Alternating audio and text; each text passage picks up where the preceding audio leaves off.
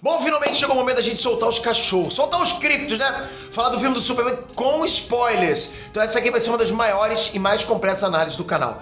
Super análise pra vocês. Eu vou trazer pra vocês todas as referências HQs clássicas que o James Gunn adaptou, desde os óculos hipnóticos do Clark até a Guerra da Morávia, além, é claro, da moral da história, né? A mensagem principal do filme, que é sobre a relação do Clark com o pai dele, o Jonathan, que veio da HQ Superman Red and Blue, número 5.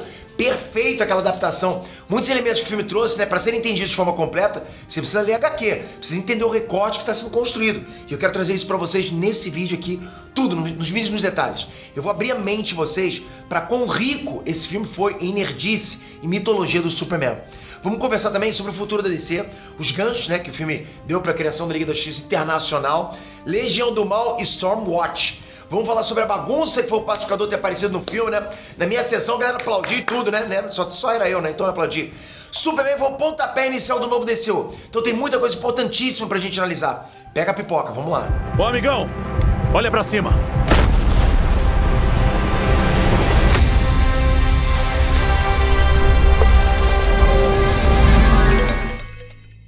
NS Spectre aqui. Galera, tem uma nova onda chegando no Brasil que tá mudando completamente a forma de ganhar dinheiro online.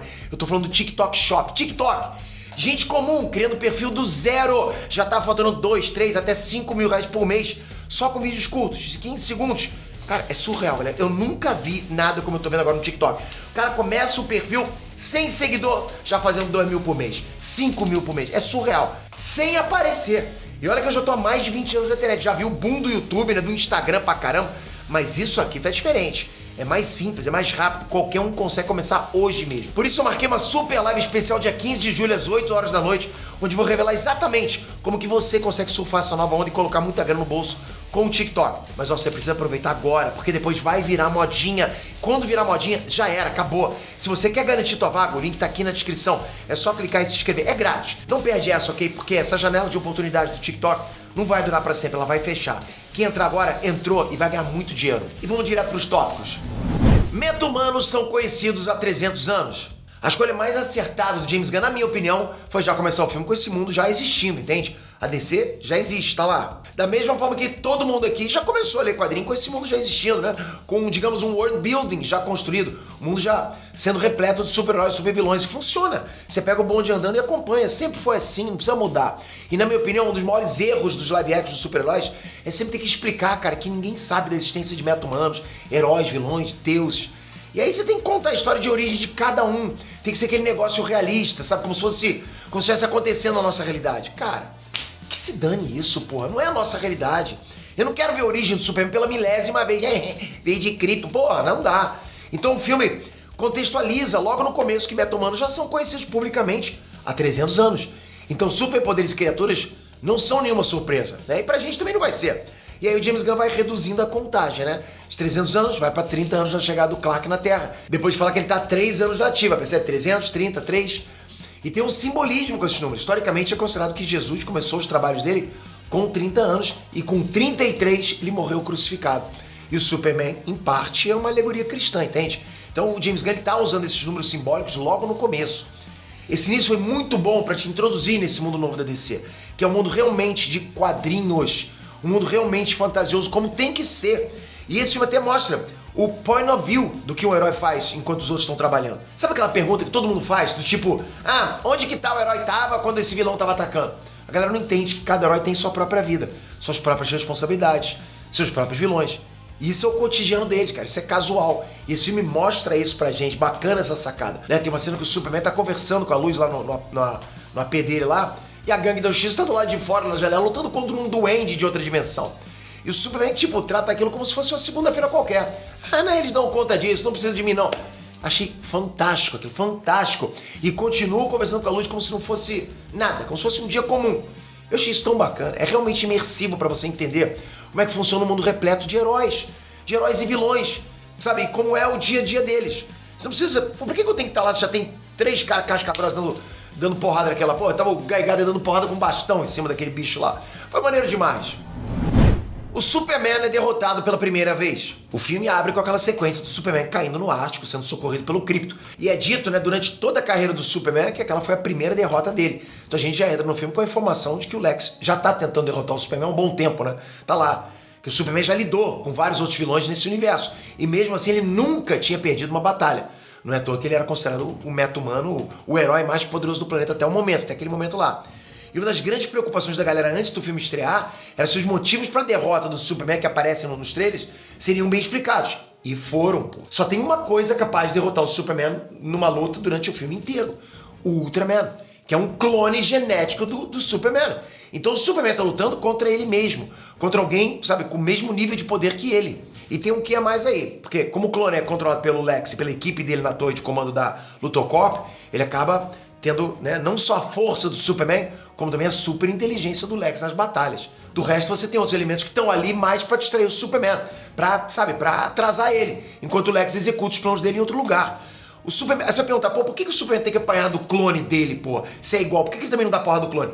Primeiro, porque já começa com a inteligência do Lex nas batalhas. Segundo, que você tem que sempre lembrar, o Superman, pela moral dele, ele nunca parte pra cima com força total. Ele não é igual o Homelander, sabe? Que, porra, vai querer decepar a cabeça, guilhotina, não. Ele sempre vai com cuidado, sempre vai tentando um jutsuzinho da conversa. É o que ele sempre foi. E tá lá o Lex Luthor comandando geral, sabe? Então toda vez que o Lex quer fazer alguma coisa num canto, ele tem que criar uma distração pra levar o Superman pra longe dali. Porque ele quer atrasar o Superman. Foi assim que ele entrou na Fortaleza da Solidão, distraindo o Superman com o Kaiju no meio de Metrópolis. O Lex tá sempre um passo à frente, cara. E não é como se o Superman não pudesse derrotar o Kaiju sozinho, mas é que ele não queria matar o Kaiju, ele queria levar ele pra um zoológico intergaláctico. Eu penso até que ele imaginaria um jeito de reverter o tamanho do Kaiju só pra deixar ele dentro da Fortaleza da Solidão. Até porque nas HQs, cara, o Superman mantém dentro da Fortaleza da Solidão um zoológico inteiro de animais alienígenas, monstros, sabe, criaturas de outras dimensões. E ele se importa com elas, se importa em cuidar de todos esses bichos. Inclusive em All Star Superman, que é da onde o James Gunn tirou a ideia e o design desses robôs que cuidam da Fortaleza da Solidão, tem uma cena de quando o Superman sabe que vai morrer e daí ele começa a encarregar o número 7, que é o robô mais próximo dele, de cuidar de várias funções diárias na Fortaleza da Solidão, inclusive do zoológico. E assim, todo esse zelo, sabe, esse amor que o Superman tem pela vida, foi muito bem representado no filme, tipo, muito bem. Quem lê os quadrinhos se sente até presenteado. E o Lex usa isso contra o Superman. O Superman não quer sair destruindo prédio, não quer deixar ninguém morrer, nem um esquilinho, nem um esquilo. Ele não quer matar o vilão, ele não quer matar o Kaiju. Esse Superman, sim, é um super-herói. E o Lex explora isso. Isso é uma fraqueza do Superman. Muita gente acha que o Superman só tem kryptonita de fraqueza. Não. Kryptonita, magia, sol vermelho e essa, que pra mim é uma das maiores, que é usada em todas as batalhas. Porque kryptonita você não tem a rodo, né? Em todo lugar. Mas isso aí de explorar a moral do Superman, a fraqueza dele, você pode explorar. É só você atacar os civis. Como é que você vai conseguir? Como é que o Superman vai dar conta de ter que proteger todos os civis e ao mesmo tempo atacar o vilão, entende? O Lex sempre usa os recursos que ele tem de forma inteligente. Ele soube clonar o Superman. Deu os poderes da engenheira transformando a corrente sanguínea dela em nanorobôs. Pra quem não conhece ela dos quadrinhos, pô, cara, ela é bem apelona. Ela é uma tecnomorfa, né? Significa que ela pode se transformar em qualquer tipo de tecnologia que ela consegue imaginar. E o filme retrata muito bem os poderes dela, sabe? Na criação de armas, pra hackear o computador da Fortaleza da Solidão, ou até pra usar os nanorobôs pra entupir os pulmões do Superman. Que ele foi radical. Assim, o filme deixa claro que ela é mais fraca que o Superman. O Superman nocauteia ela umas 2 vezes durante o filme. Mas usando as estratégias do Lex e dando suporte, inclusive, pro Ultraman, ela acaba dificultando muito a vida do Superman. Afinal, pô, são vários contra ele, né? São vários meta-humanos contra ele. O Lex está executando vários planos e criações dele ao mesmo tempo. E o Superman tem que ser poderoso o suficiente para dar conta de tudo ao mesmo tempo. Imagina. Ou em alguns casos ele também tem que usar a inteligência dele. Afinal, o Superman não é só um bruto que sai correndo socando as coisas, né? Ele tem esperteza nas lutas pra caramba. Ele sabe usar os poderes dele de forma criativa. E é bacana demais ver um Superman criativo assim. Fora que ele não resolve tudo sozinho. Aquele Superman que vocês viram lá no filme da Liga da Justiça do antigo DCU e no Snyder Cut, também é um Superman que não existe em lugar nenhum. Ele sozinho vence toda a Liga da Justiça sem esforço. A Liga da Justiça apanha do Lobo da Steppe, cara. Ele chega e trata o Lobo da Steppe como se fosse nada. Nada, zero. O plano da Liga da Justiça nesse filme era ressuscitar o Superman porque, sei lá, porque eles por eles são inúteis. Todos eles são inúteis. Isso é ridículo, ridículo. Galera, isso é ridículo. Vocês foram mal acostumados. Todo mundo na liga deveria ser mega poderoso, cara. Todo mundo. A maioria é quase tão poderosa quanto o Superman. É um time casca-grossa demais. Cada um tem seus pontos fortes. Essa que é a vantagem da Liga da Justiça. O Zack Snyder não compreendeu isso dos super-heróis. Não compreendeu. Nas HQs, o Superman pode perder da Mulher Maravilha numa luta mano a mano. Já aconteceu. Pode perder pro Lanterna Verde numa luta mano a mano, até mesmo pro Guy. Já aconteceu, né? Dependendo do dia. Da força de vontade de cada um, né? Do emocional. Já aconteceu. Até o Aquaman motivado, por mais que não vença o Superman, pode dar um trabalhinho, pode sangrar o Clark. Hoje em dia o Flash, que evoluiu muito em nível de poder por causa da Speed Force, é bem mais poderoso que o Superman. Esquece, cara. Tipo, o Flash tá muito acima de poder do Superman. Isso é dito, inclusive, nas HQs. Então, mesmo que o Superman seja mega poderoso, ele ainda tá no nível próximo de outros heróis. Ainda assim tá, sabe? Ele ainda é mais um ali que tá ajudando e lutando. Da mesma forma que nos quadrinhos. E o James Gunn soube passar isso. Soube passar a visão correta de como o Superman se relaciona com os outros heróis desse universo inteiro, sabe? E como o Superman precisa da ajuda desses heróis. Sim, esse filme é o total oposto do que foi o Snyderverso. É quase como se fosse uma resposta ao universo do Snyder. Eu disse isso já. É como se fosse um counter do Snyderverso. O Superman salva todo mundo, não sai destruindo a cidade nas lutas. O Superman não chega e resolve tudo sozinho, ele passa aperto. Ele não pode estar em todos os lugares ao mesmo tempo, porque essa é a estratégia do Lex. Criar uma confusão absurda num ponto, enquanto cria outro em outro ponto. Aí o Superman, justamente, ele explora essa fraqueza do Superman. Aí o Superman fica perdidinho. Meu irmão, enquanto o Superman queria salvar os cidadãos inocentes lá de Jarampur, de uma invasão militar da Borávia que o Lex armou, ao mesmo tempo o Lex faz abrir uma fenda dimensional que ia destruir o espaço o tempo inteiro a partir de Metrópolis. E aí quando o Superman fosse resolver isso, ele ia ter que lutar contra todo o exército do Luthor, os Raptors, né?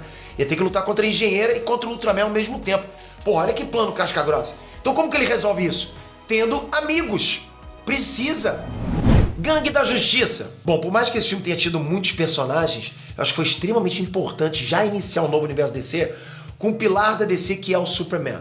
E já estabelecendo uma relação entre ele e os super amigos. Exatamente, né? Você faz ver, cara, que existe uma comunidade super-herói, que eles conversam entre eles. Já tem relações estabelecidas, eles sabem já o segredo do Superman. Foi a forma perfeita de dar um pontapé inicial nesse universo, sem precisar ficar enrolando, mostrando como cada um deles se conheceu pela primeira vez. É como, por exemplo, você não ter contato com HQs e abrir uma pela primeira vez. É assim que se começa. A história já tá rolando, os personagens já se conhecem. Você sabe que tem muitos anos de cronologia, mas você não vai ficar perdido. Você vai descobrindo as coisas, isso é gostoso demais. Então é um filme muito quadrinhos, cara. O James Gunn realmente entendeu o que é fazer um filme de quadrinhos de super-heróis. É como, sabe, ele entendeu como criar um world building orgânico, de forma natural. E todos os personagens imitam demais, cara. Porra, o Guy vai cobrir o Superman e enfrenta sozinho todo o exército da Borávia. Só dando dedo do meio pra cada um, cara. É tipo, que é um dos construtos favoritos dele, os construtos de mão. Ele dá patada em cada um. Cara, isso é maneiro demais.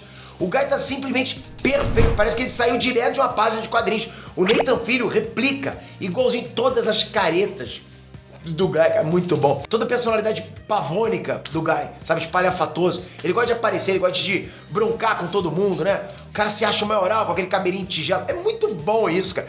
Cara, o James Gunn escolheu demais esse personagem, muito bem feito. A Mulher Gavião, né, ou Garota Gavião, que é a única personagem dentre os heróis que mata alguém. Olha isso. Ela mata o presidente decrépito lá da Borávia. Isso deixa bem clara a diferença de moralidade dela pra do Superman. Isso é bem padrão, cara. Quase todos os Hawks da DC matam. O Hawkman, o Gavião Negro, por exemplo, é mais conhecido como anti-herói do que herói. Ele é mais anti-herói. E essa cena foi importante também pra mostrar como a moralidade dos personagens é diferente, sabe? Nem todo mundo é escoteiro igual o Superman, tá tudo bem. Acho que essa combinação é bacana. Pra mim, o Gold da Gangue da Justiça foi o Mr. Terrific, o Senhor Incrível. Pra quem não conhece esse personagem, cara, ele é um dos maiores gênios da DC. No ranking de gênios, ele é considerado o terceiro mais inteligente do mundo. Ele tá atrás do Batman, que é o segundo, e atrás do Lex Luthor, que é conhecido pela alcunha de homem mais inteligente do mundo. Ou seja, o Lex tá no topo, né? Então, pô, dá pra perceber, o Lex é demais. Mas assim, cara, o Lex e o Batman são generalistas. Eles manjam de tudo um pouquinho. O Mr. Terrific não, cara. O Mr. Terrific é mais um cara da tecnologia. Em ciência, esse cara é top 1. Acabou, não tem conversa. Tanto é que ele aparece muito nas HQs do Flash, que são as HQs mais, digamos, de ficção científica da DC, se dá pra falar assim. Com aqueles absurdos de física, absurdos multiversais, etc. Ele é o cara que ajuda a resolver, entender essas questões. E esse foi exatamente o papel dele nesse filme. Identificar a crise espaço-temporal que os portais do Lex iam causar. Inclusive, eu falei agora pra vocês sobre o Flash ter se tornado mais poderoso que o Superman. O Mr. Terrific foi um dos que identificou isso nas HQs. Ele verificou que a probabilidade do Flash destruir tudo a qualquer momento é de 65%.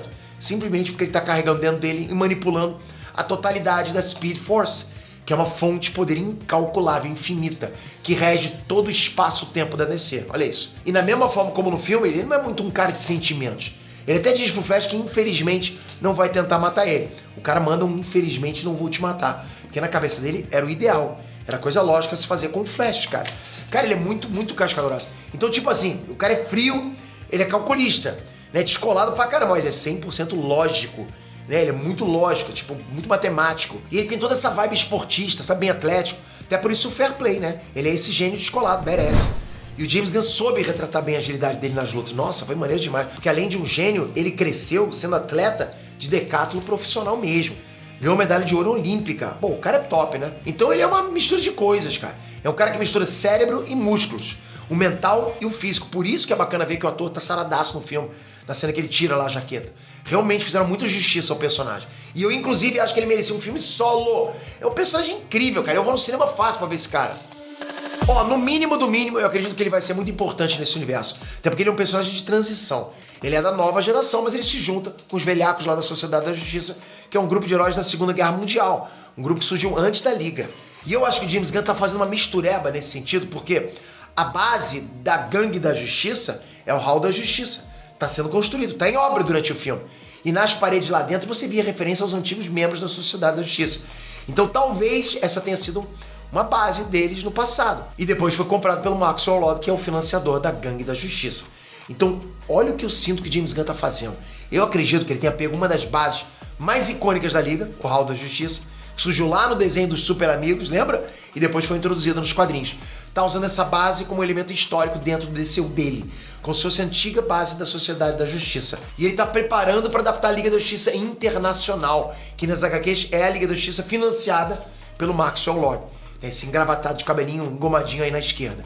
Esse personagem novo DCU tá sendo interpretado pelo irmão do James Gunn.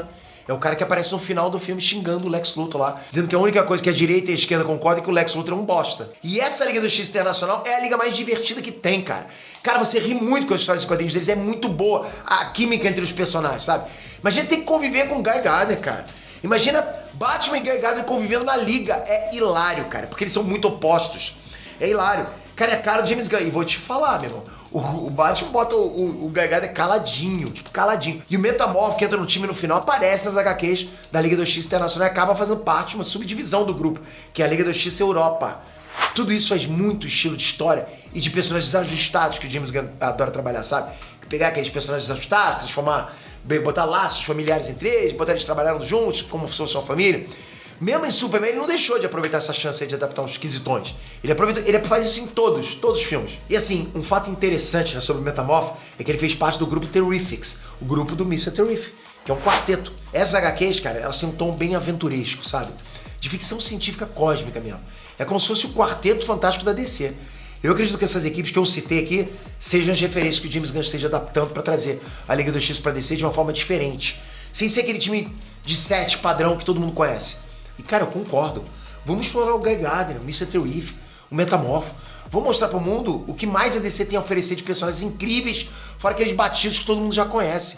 Então eu tô curtindo a visão. Eu espero que seja isso mesmo. Nesse filme mesmo vocês viram do que o Metamorfo é capaz. O cara é um homem elemental, ele cria qualquer elemento. E o Sol é feito de elementos sob condições específicas, né? De pressão, etc. Então, depois ele enfraqueceu o Superman com a criptonita que ele gerou, o cara criou um mini Sol. E sim, ele pode fazer isso nas HQs. Ele inteiro já virou um sol amarelo gigante. Ele é muito poderoso. Lembrem disso, ele é muito poderoso, muito overpower. Foi muito legal ver o James Gunn adaptando isso, sabe? Adaptando o uso criativo dos poderes desses diferentes personagens. Setando um futuro super bacana pros heróis nesse novo DCU e pra formação da Liga. Muito legal isso. Guerra da Morávia. Bom, aqui a gente entra num ponto que tá levantando polêmica, porque muita gente está interpretando como se o James Gunn tivesse feito uma clara alusão a esse conflito agora entre Israel e os palestinos, a invasão de Israel no Irã. Ele pode ter feito isso? Pode. Só que a gente tem que lembrar que, essa não é a única guerra acontecendo no momento, entende? Alguém poderia olhar essa situação e interpretar como sendo, por exemplo, o caso da Rússia invadindo a Ucrânia. Que, inclusive, é um caso bem mais parecido, né? Bem mais parecido. Uma invasão sem provocação com interesse territorial. Dependendo do ponto de vista de cada pessoa, cara, ela vai interpretar pro lado que ela enxerga o mundo. Isso indica pra mim que o James Gunn fez a escolha certa em criar uma situação fictícia e colocar simples dilemas morais. Pra mim foi a escolha certa. Porque é sobre isso que as histórias de Superman são, sabe? É o simples bem contra o mal. É sempre isso. Óbvio que a realidade é um pouco mais complexa, eu sei disso. É com mais, digamos, tons de cinza. Mas uma história de super-herói, cara, do Superman, não é assim. Existe o certo, existe o errado.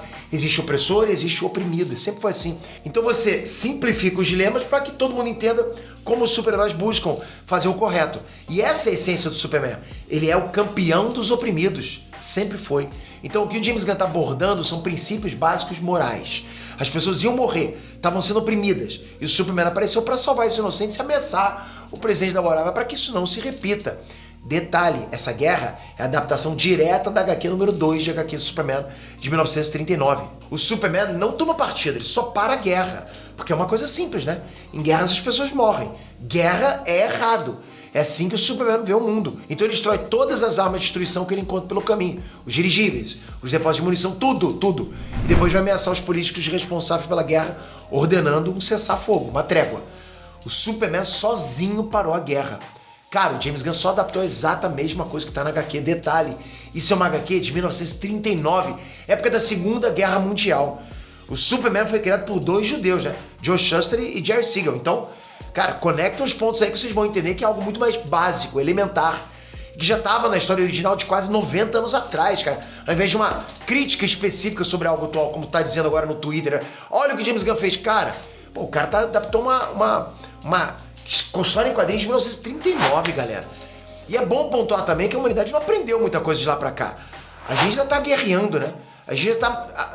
Estamos nos matando entre si. Enquanto o Superman pode ser um estrangeiro, um imigrante, né, por vir de outro mundo, ele vê nós, humanos, como uma coisa só. Ele consegue ver de fora. Ele consegue tratar a humanidade como uma coisa só. Ele quer que as pessoas sejam as melhores versões de si mesmas. Agora, quanto à reação dos Estados Unidos e da luz, né, a invasão do Superman na Morávia, eu acredito que o James Gunn deve estar tirando essa situação da HQ Action Comics 900, quando o Superman se juntou a um protesto popular no Teherã, que é a capital do Irã.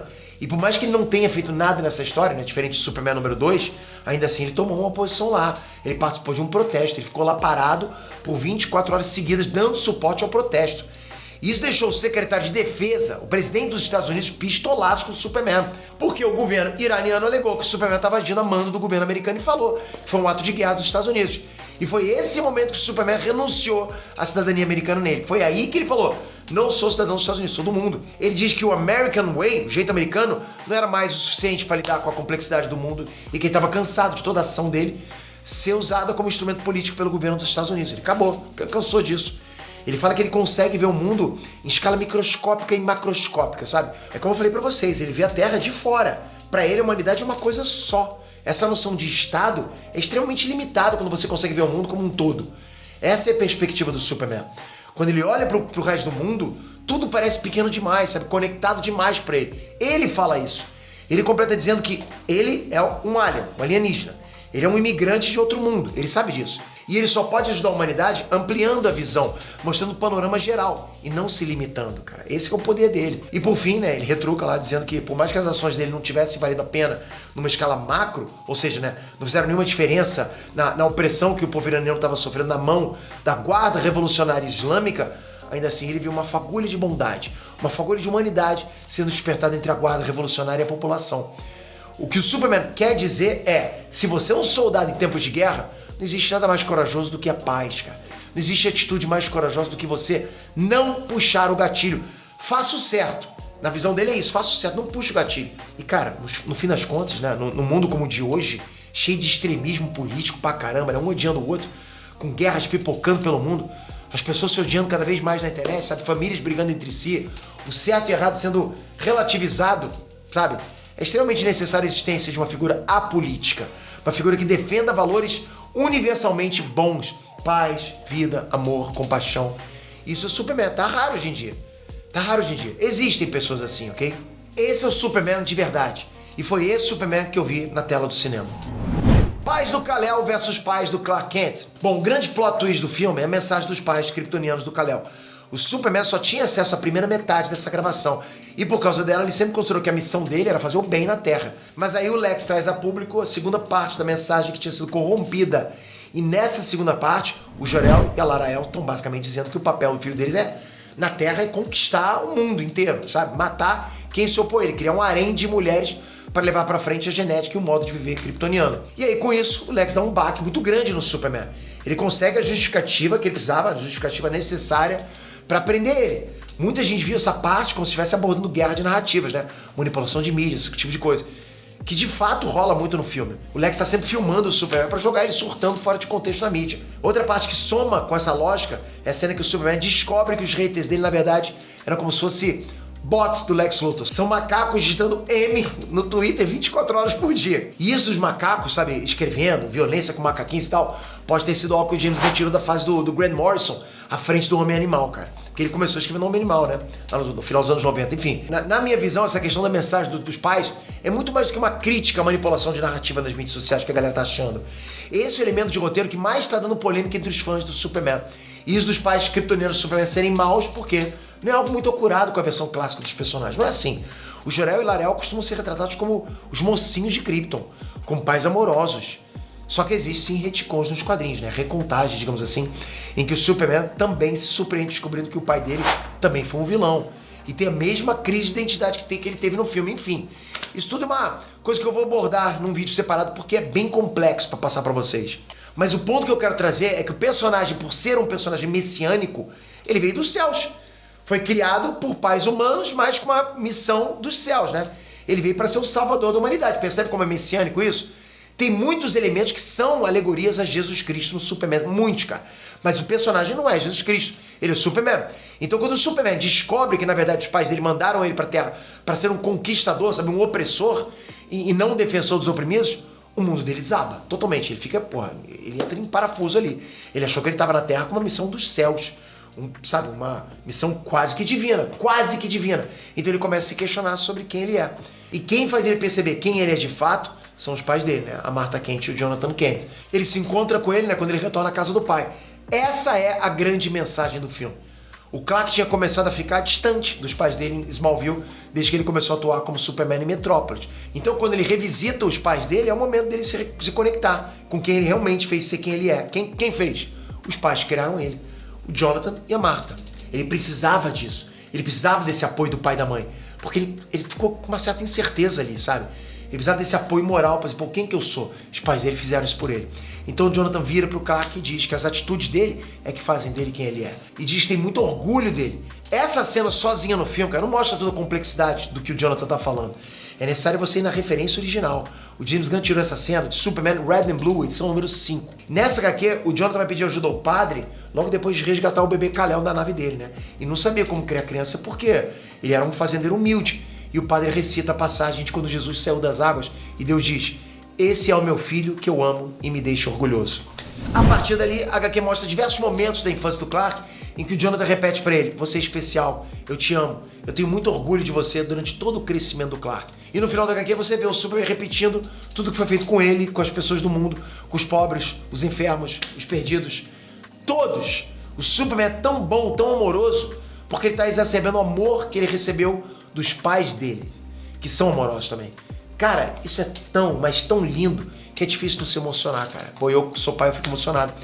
E essa HQ foi escolhida como uma grande mensagem do filme. Pra mim, o filme se resume nessa HQ aí. O Superman não é quem é por causa dos pais kryptonianos. Ele quem é por causa dos pais da Terra, por causa dos Kent. Ali é que ele foi ensinado a ser humano. Eu fico emocionado, de verdade, cara. A criação dele foi tão boa, cara, que ele aprendeu como ser humano mesmo sendo kryptoniano. Ele reflete o que há de melhor na humanidade. Ele é humano, ele não é kryptoniano, percebe?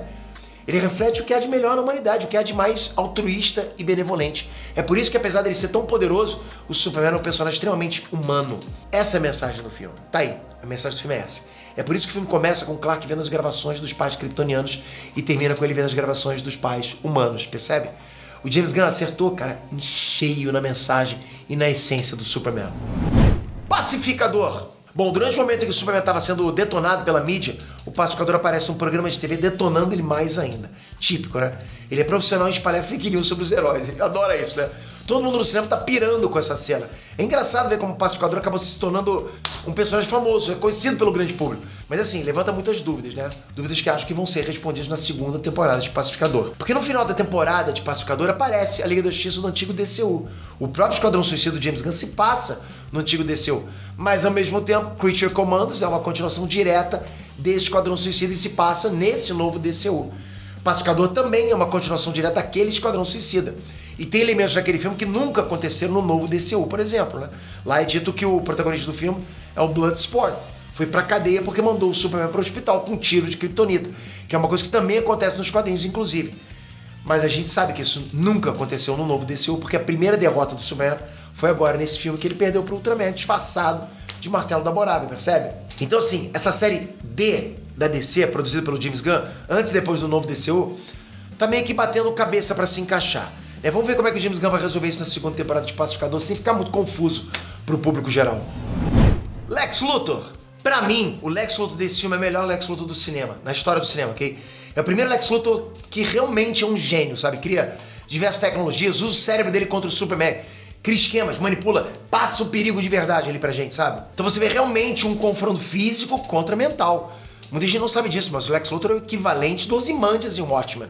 Ele é considerado o homem mais inteligente do planeta. E nesse filme você vê isso. O cara tem uma prisão só dele, onde ele ajuda políticos a largarem seus inimigos políticos lá, né?